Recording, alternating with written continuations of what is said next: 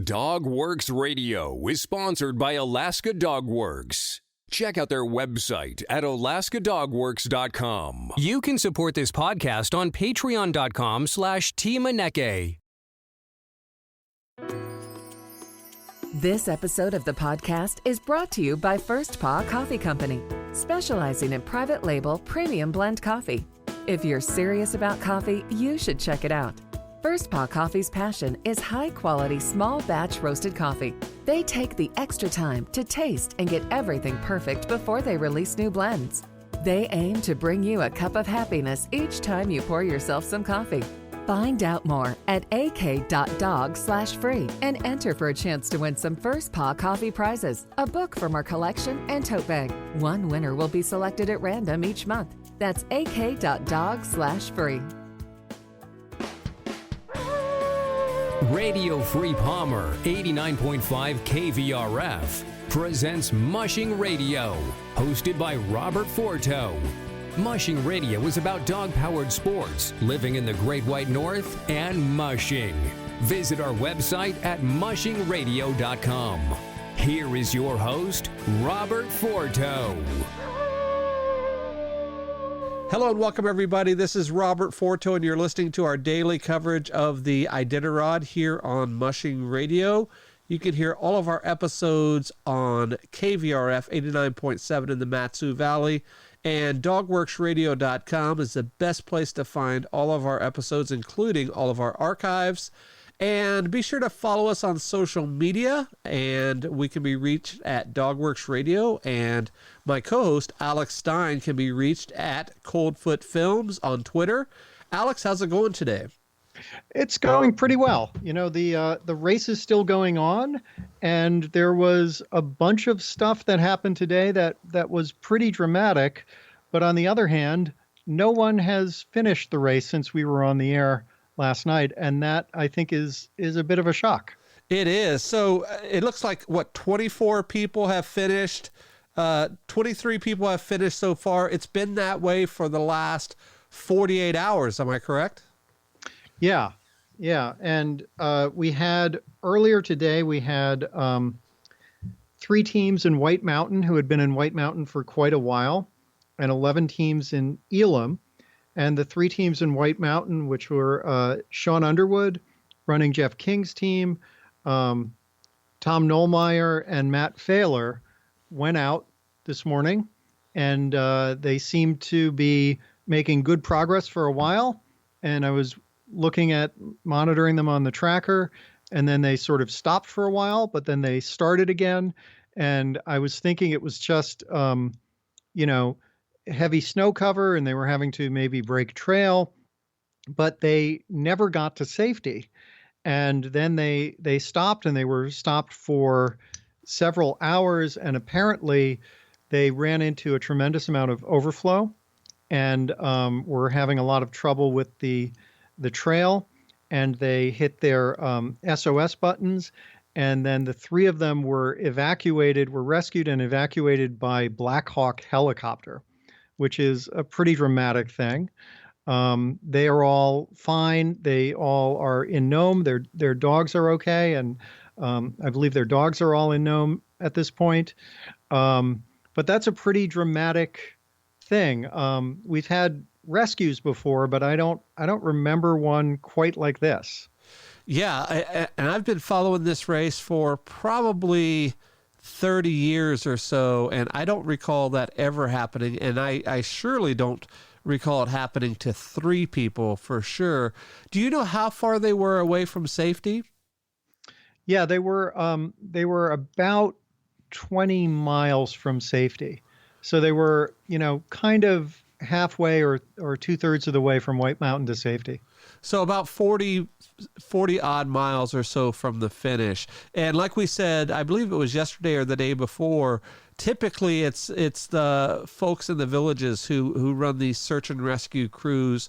And that's kind of a light term, meaning they aren't like your search and rescue crews that you would see in other areas of the country. They aren't outfitted with all this gear and all that. Typically, it's just a couple of guys on some snow machines, and they'll take off after after these guys that are in need of assistance. And these guys typically know the trails like the back of their hands because they travel up and down this trail on, a daily or a weekly basis to get from one village to another, to go to the store and etc. So that's usually the extent of the rescuers. But this is big time when you send in the Black Hawk helicopters. I would assume that would be National Guard or one of the outfits down here at one of the bases here in Anchorage or maybe even in Fairbanks.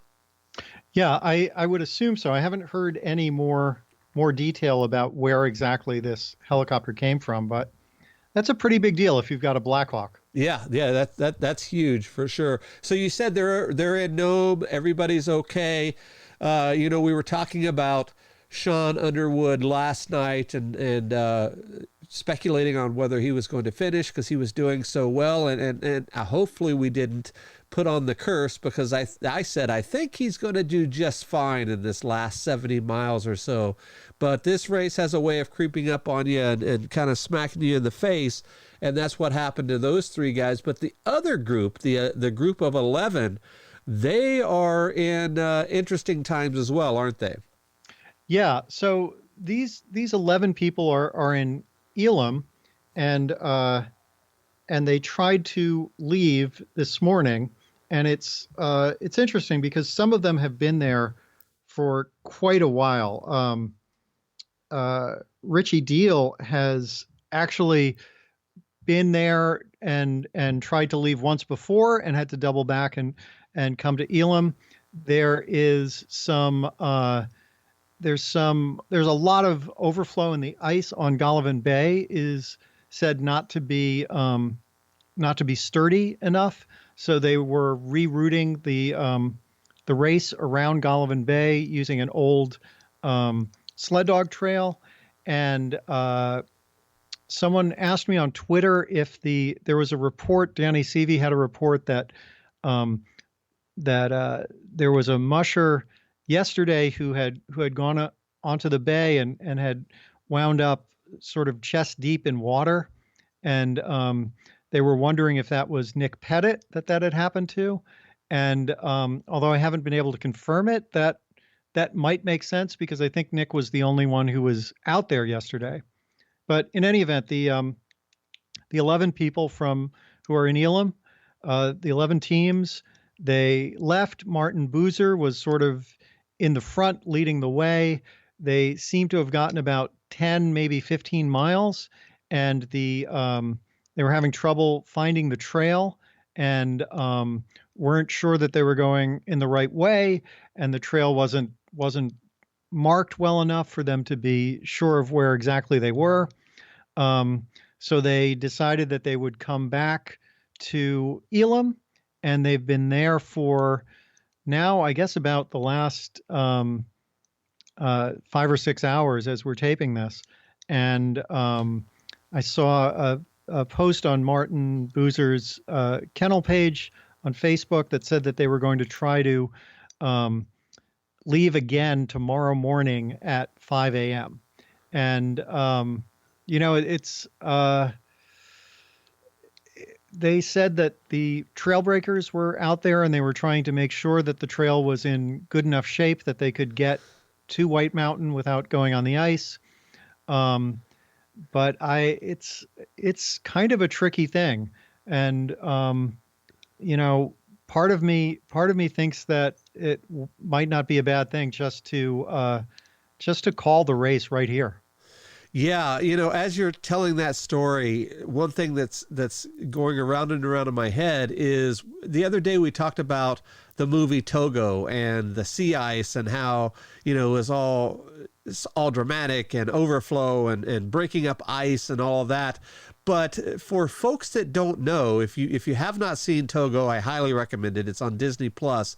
But Martin Boozer was the musher stand-in for Willem Dafoe. So this is a real life Togo story for Martin and the crew, isn't it? It really is. And Martin Boozer has never scratched in Iditarod. I think this is his 32nd Iditarod that he's running. So it would be pretty dramatic if after all of these years Martin Boozer were to have to scratch. Yeah, yeah, that is interesting. And you had mentioned that they're trying to go over an old mail trail, and that's those established trails that we were talking about before that have been used for many decades, maybe even more than a century or more. That's how all those goods were back and forth, including a lot of that historical stuff, like the Serum Run was on those types of trails. But you also said that they had a tough time finding that trail and they were going to leave tomorrow morning.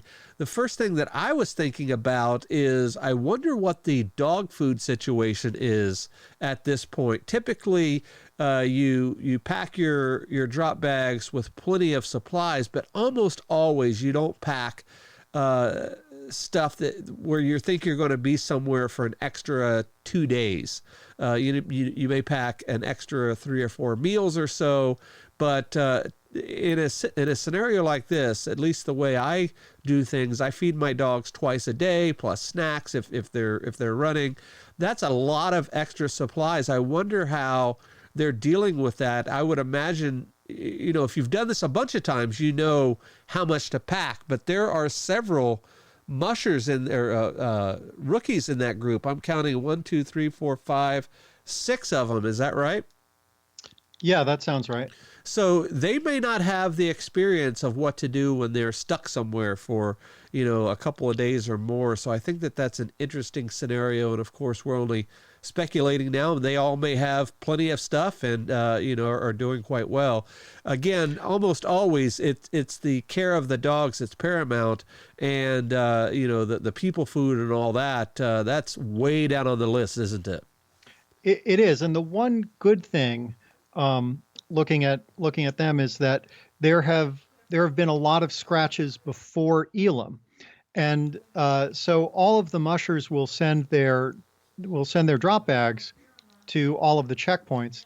And what generally happens when a musher scratches is that their drop bags, usually there will be a bag that has people food and that has personal effects, and the personal effects will be sent back to the musher, but usually the bags that have dog food will not be sent back. So those will be either distributed to dogs in the village, or sometimes if there are other mushers who come along and need dog food in an emergency such as this, I think that they can then have the benefit of some of the dog food left by the mushers who scratched earlier. Yep, that's a great point, and that is typically how it's done. It's good that they're at a checkpoint. They're not somewhere on the middle of the trail, 20 miles one way or 20 miles the other. They're there at a checkpoint. I don't know exactly what is there. Do you have any idea of the setup in Elim? I don't. It looks like it's a it looked like it from pictures like it was a cabin. And so I think there's at least a little bit of shelter, but I don't think it's a very large facility. Okay. All right. Hey, you have one other story that you want to mention, and it was about non-essential travel in the villages. What is that? Yeah. So as part of the whole COVID-19 coronavirus social distancing thing, I saw a story this afternoon that a lot of the remote villages were going to be restricting non-essential and non-medical travel. So they were going to not have planes coming in and out. I don't know when that goes into effect, but that I think that's all part of a lot of things shutting down to try to, as they keep saying, flatten the curve and stop the spread of this coronavirus.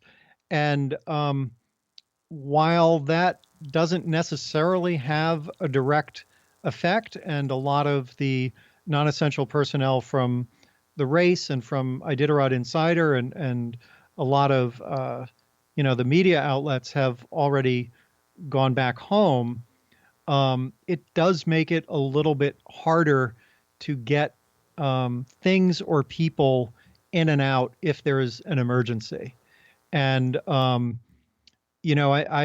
think I started talking about this last week and saying that it was really starting to feel like it was a race against time, against these new policies being put into effect, and trying to get everyone safely to Nome, or get everyone to drop out of the race before that, before all of these things came into play. And I say this all the time, but I would not want to be Mark Nordman, because I imagine that there is tremendous pressure on him from one set of people who want the race to continue and want the mushers to be allowed to finish, and then another set of people who are saying this is getting dangerous and we should shut the race down. Yeah, very, very interesting times for sure. One other thing that I wanted to mention, and maybe you can provide some insight because you have the insider subscription. Yesterday, I saw quite a bit of buzz about the cameras at the finish line, and I guess they had a camera or two that was just unmanned. It was just kind of there and had a bad angle to it, and caused a lot of ruckus amongst the fans. Do you know anything about that? Yeah, apparently they did have, I think, 2 or possibly 3 cameras, and they were switching between them, and they had really actually pretty great coverage when teams were coming in. And then I believe as of yesterday, or maybe even the day before, they are down to just one fixed camera, and it is what it is. And when people are coming in, they're not really visible until they get right up towards the finish line. And then it used to be that they would have a couple cameras, and if someone walked in front of the dogs and was on the other side, that they could cut to that. And now, there's a lot of times where you just see a sled that's parked there, and you assume that there are dogs on the other side and that there's people doing stuff on the other side, but all you see is this one sled. And I think that's we all get really spoiled, and we're used to expecting that we can have everything we want whenever we want it instantly. And so I would say that they were doing such a good job with the people early on in the race that when they cut back to this one camera, it suddenly felt like nobody was getting anything that they wanted. Yeah, very interesting for sure. One question for you, Alex, and I know that there's not going to be a banquet or any festivities this year, but there's usually kind of a hard deadline for people finishing, especially over the last few years, where they all finish before the time of the banquet, which I think is about 5 o'clock Alaska time on Sunday.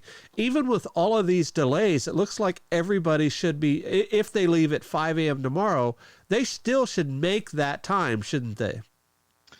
Yeah, just about. I mean, it's hard to tell how long it will take them to get to White Mountain. I think usually it's about 7 or 8 hours from Elim.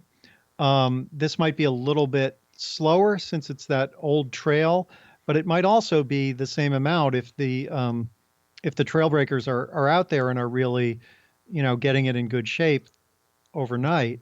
But then there's an 8-hour rest in White Mountain, so that's maybe 16 hours, and then from there, it's probably usually another, I don't know, 10 hours. 10 or 12 from White hours. Mountain. 10 or 12 hours, depending on trail, yeah. Yeah, into Nome. So that's 28 hours total then. Right. So hopefully, assuming that my math is approximately right, we should be seeing people get in, before noon on Sunday, if everything goes according to plan. Yeah, that would be interesting, considering that these guys have been there all of this time. And I'm looking at some of these times in, rest in the checkpoint, and I'm seeing 33 hours, 31 hours, 27 hours for some of the guys that dropped or were scratched. Even with all that rest, they still may make that proverbial deadline, which is really interesting. Okay, so let's move over to our musher profile of the evening. Who do we have? So today we are talking a little bit about Jeff Dieter. Jeff is 31 years old. He ran the Iditarod for the first time in 2008 when he was 19. He had moved to Alaska with his parents when he was 5 years old. His mom said that she always wanted to move to Alaska, so she got a teaching job there. And he went to the start of the Iditarod in 1998 when he was 10, and he was just amazed and enraptured by it, and said that he wanted to compete in that event someday. When he was 15, he started running sled dogs, and he ran his first Iditarod, as I said, in 2008. There were almost 100 mushers there. I think that was the year that there were the most number of mushers that there ever had been. 18 of them scratched or were withdrawn. He finished in 59th place, which is very respectable for a field that large, and had a very happy and healthy dog team. As a rookie, you're not looking to win the race. You're looking to do well. You're looking to have a good experience, and you're looking to finish with a group of healthy dogs who had a really good experience on it. So after that race, he didn't run the Iditarod for a long time, but he continued doing mid-distance races. And more importantly, he decided that he was going to start his own kennel, Black Spruce Dog Sledding, and build up that to be a real competitive racing team. In the summer of 2010, he met his now wife, whose name is Katio, I believe. They were working together at a dog sled touring company in Southeast. And Jeff says that his wife will deny it, but he suspects that she first fell in love with Alaska, and then after that fell in love with his dogs, and then finally, as kind of an afterthought, fell in love with him. In 2013, they bought some land. They started their own dog tour company, built their own home. He ran the Iditarod again in 2018, and he said that he's planning to do it every year until I run out of money or it stops being fun, whatever comes first. And he with Black Spruce Dog Sledding, runs tours and sort of gets people involved with mushing and introduces them to dogs, and really shows them what is possible through the mushing lifestyle. This year he had a bit of a difficult run. He was having some problems with some of his dogs who weren't really eating very well early on in the race. And he told the Insider that he was trying to get them to eat 10,000 calories a day, and they were really only eating about 4,000 calories. He was dropping dogs throughout the race. And when he finally came into Nome, he was in 16th place, which is very, very good, and finished with 8 dogs in harness. And, we talk sometimes about how many dogs people should have and when you start worrying. And I think that 8 dogs is, in my opinion, is still okay as long as they are the right dogs. But when you start getting too much below that, then that's when you start worrying. Like if you have 7 or 6 dogs, that would definitely be something that you would want to worry about coming up the coast. So he finished 59th, as I said, in 2008 43rd place in 2018. And then last year made a big jump from 43rd up to 15th. And this year in a difficult and unusual race was able to come in 16th. And when he came in, his dogs looked really, really good. So I think that this is someone who, as he said, provided he's able to not run out of money and keep doing this. I think this is someone who could, over the next 4 or 5 years, really put together a great team and move into the top 10 and maybe even, challenge to win the race. Yeah, Jeff is an interesting guy. He was interviewed on our show a couple of years ago, and I encourage everybody that's listening to go to our website, dogworksradio.com, and in the search bar, just type in Jeff Dieter, and that interview will pop up. And we had a good time on the show together. I think that was about 2 years ago is when he was on there. But yeah, he's one of those up and coming guys. We talked a lot about sort of that changing of the guard here in the years to come. But I don't know if we're quite ready for that, because it looks like the grizzled veteran Martin Bucer is leading the pack out there. I don't think he's ready quite yet to hang up the harnesses. No, he's not ready to hang up the harnesses, and certainly Mitch Seavey isn't. And Mitch at age 60 to come in second and really be. He wasn't quite in a position to win the race this year, but he was right up there and had an amazing last third of the race. He had a little bit of some problems in the first 2/3, but once he hit the coast, he really started pouring it on. So I wouldn't count him out. I also wouldn't count Jeff King out. Jeff King is one of those guys who you keep saying, oh, well, maybe this is it. Maybe he's not going to be competitive anymore. And then he comes back and just surprises you by how incredibly competitive he can be. So it's going to be interesting. There's a lot of great up and coming teams and up and coming kennels. And yet, as you said, the old guard isn't quite ready to hang it up yet. Yeah. The last point I want to make, Alex, and it's more of a Corona virus update, I guess. They've been talking all over the media about other sports and how they're worried about even next season, in particular the NFL.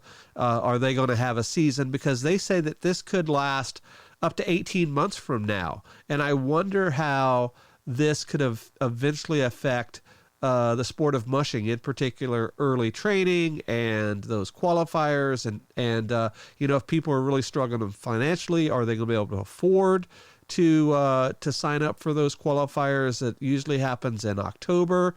But more importantly, I think, is the the picnic, which is in March.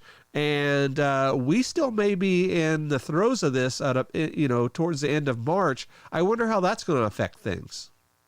Yeah, there were a couple of big races that were supposed to take place after Iditarod, and those have been canceled. The Kobuk 440 was canceled, and there was another one. I think the All American something. Oh, the sprint race, the Open North American. Open North America, right? And that was canceled. So basically, at the end of Iditarod, this is it for the mushing season. Yeah, so we'll see how it plays out, as we move into the summer, in particular with that picnic, because typically that's the start of the mushing year for Iditarod, and that's when a lot of people show up to sign up, and they do that because they can potentially have their entry fee refunded or get a free entry if it's drawn there at the banquet, and I believe that's the last Saturday of June. So about 3 months from now, but it will be interesting to see how the world is in 3 months from now. Alex, do you have anything else before we go? Just wanted to put a plug in for the Tales from the Trail stories. I posted the last one tonight. There's 14 of them. They're generally very short. Most of them are 5 minutes or under. And they're all fictional stories about dogs, mushing and sled dog races. Excellent. So as we see it right now, we have 2 more nights of coverage here on Mushing Radio. We have tomorrow night and then Sunday. Hopefully everybody's in by then and we can do a wrap up, and that's always fun for folks that are listening. You and I usually talk about what our favorite stories are of the race, and just kind of give a good wrap up of our coverage, and it's always a fun one to do, isn't it? It really is. And, I just want to say to our listeners that I know that this is a lot of things that are going on are very scary and very frightening. And we honestly don't know what's going to happen, but I think it's really important that people try to remember that whatever happens, we'll get through this. It will probably be difficult. I know it's already been difficult for a lot of people. But don't panic. Don't give up hope. There you go. Great words for sure. Alex, it's always a pleasure. I will talk to you tomorrow. And on behalf of my co-host, Alex Stein, this is Robert Forto for Mushing Radio. We will see you guys next time. Goodbye. This episode of the podcast is sponsored by First Paw Coffee Company. Learn more at firstpaw.coffee. From DogWorks Radio, this is Mushing Radio. We hope you enjoyed this episode, and we invite you to subscribe in Apple Podcasts, Spotify, Stitcher, or wherever you get your podcasts. You'll find a link on the episode notes. You can tap or swipe on the episode cover art, and you'll see some offers from our sponsors. You can support our show by supporting them. If you like what you have heard, we would love it if you could give us a 5-star rating and tell your friends how to subscribe too. Your hosts are Alex Stein and Robert Forto.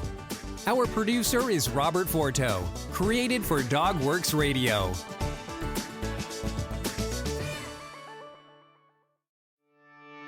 Did you know that Alaska DogWorks trains service dogs for those in need throughout North America? Each and every service dog that is trained through the Lead Dog Service Dog Program and Michelle Forto and her team has an individual training plan. We train for autistic, mobility, psychiatric, and PTSD for our soldiers for service work. If you know of someone that may need a service dog, please take a moment and check out Alaska DogWorks on social media and at alaskadogworks.com.